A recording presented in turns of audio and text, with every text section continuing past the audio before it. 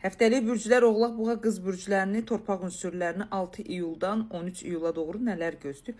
Birinci Oğlaqlardan başlayaq. Oğlaqlar bu həftə əslində qalsa, belə bir söz deyim sizə, istədiyiniz uğuru, istədiyiniz şansı yüksək səviyyədə bacaracaqsınız aparmağa.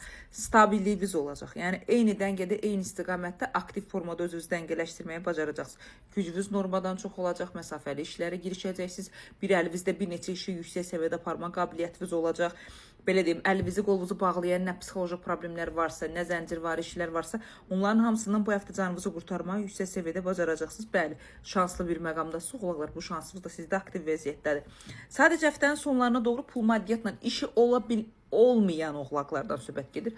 Hansı Oğlaqın ki işi yoxdur, bu həftə iş pul maddiyyatla əlaqədar yenilənməyiniz, iş pul maddiyyatla əlaqədar nəyi yarımçıq formada qoymuşsa, onları gücləndirə biləcəyiniz bir məqamımız olacaq, xüsusi bir enerjiniz olacaq.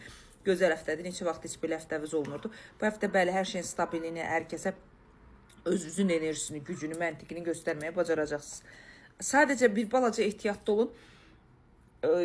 Bu genetik xəstəliklər ola bilər, zob ola bilər, şəkər ola bilər, təzyiq ola bilər. Bu narahatçılıqların bir balaca sağlamlıq olaraq üzərinizdə aktivləşməsi ola bilər. Bunlara ciddi bir şəkildə fikir versəz, ümumi həftəni gözəl dəyərləndirə bilərsiniz. 81%-ə qədər uğurda edə bilərsiniz.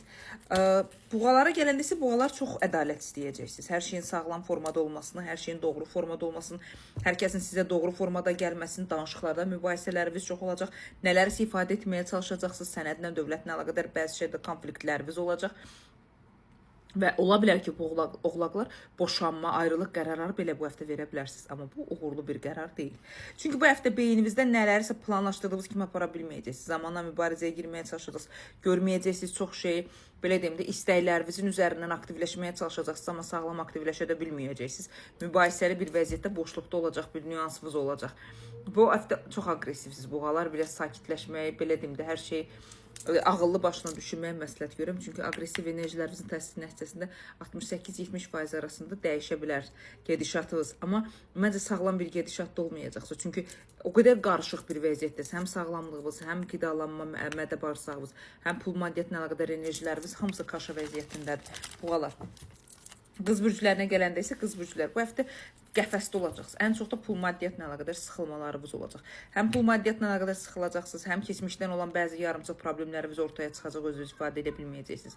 Şəxsiyyətlə əlaqədar retron təsirdir. Keçmişdən yarımçıq qoyduğunuz şəxsiyyət münasibətlə bağlı nə problemləriniz varsa, onları zamanla əlaqədar olaraq belə deyim də aktiv formada qabağını almağa çalışacaqsınız, ala bilməyəcəksiniz. Buradan bir balaca öfkəniz, buradan bir balaca narahatçılığınız, bu tərəfdən belə deyim də hər şeyi boşluq vəziyyətinə salacağınız bir nüans olacaq. Həftənin sonlarına doğru gözləmədiyiniz şəkildə yolla, maşınla və yaxud da transportla əlaqədar bəzi problemləriniz ola bilər.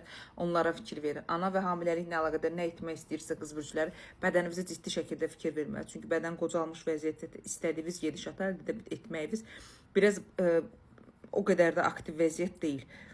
Keçmişin gəlmiş şəxsiyyətlə, maddi sağla bağlı problemləri sizi çox yoracaq. Səbriniz və beyin düşüncələrinizi stabilləşdirməyi məsləhət görürəm. Ümumi dəyərləndirsək